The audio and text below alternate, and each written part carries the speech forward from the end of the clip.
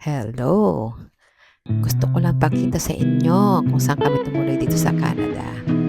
Yan, diyan, diyan sa toilet. Ay, unang, unang pinuntahan ng toilet. Siyempre, sa haba ng biyahe, di ba? 14 hours, mag-toilet tayo. Yan, actually, itong side na to, ito yung ano eh, damitan yan eh. Glass yan, glass, kaya parang dalawang pinto, di ba?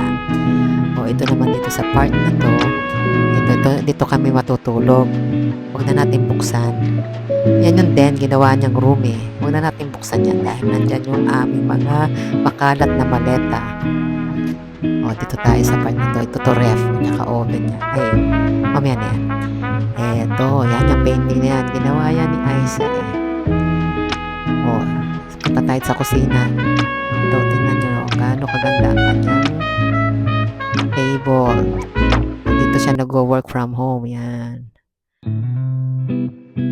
Balikan natin yung painting. Diba ang ganda? Gawa yan ni Isa. Yung kanilang apo. Tingnan nyo, parang professional ang nag-design, diba? Yan, may recliner siya. Diyan kami nagpahinga minsan. Balcony. Ayaw kong buksan. Bahay nakakalula. Ito, nagmamasad siyang upuan na yan. Kita nyo ganyan, simple lang. O, dito kami manonood ng mga TFC. Kita nyo yung design ng bulaklak na yan. Galing yung Amsterdam. O, diba? Ganda. Nahihilo ako. Ito. Galing sa Europa. O, yan. Dito tayo sa kwarto ni Ate Rosie. Yan. Napaka-organized na may-ari ng bahay. Nakakahiyang magkalat. Parang simbahan. Oh, tingnan yung mga collections niya. Oh, diba? Yung painting doon. Yan, kanyang kama. Solo lang siya. Napakalaki. Parolyo-rolyo siya dyan. Paminsan-minsan. Yan.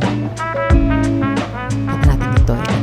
Naku, ano ka dito? Yung toilet ulit. Dali.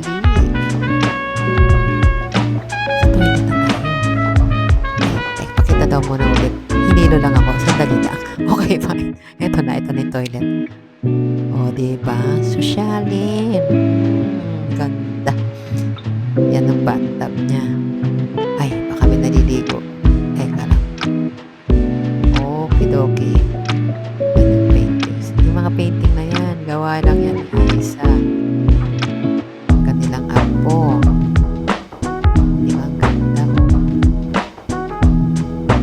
Ba tayo?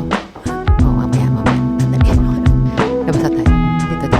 Parang may stroller na hawak. Parang napakalaki ng camera may hawak. Sandali. Magpapahinga tayo. Ayan. O, kaya kayo, kung gusto nyo mag-visit dito sa Canada, tumuloy lang kayo dito kay Ate Rosie. Ganda, diba? Hindi ako magsasawa talagang videohan ito. Oh.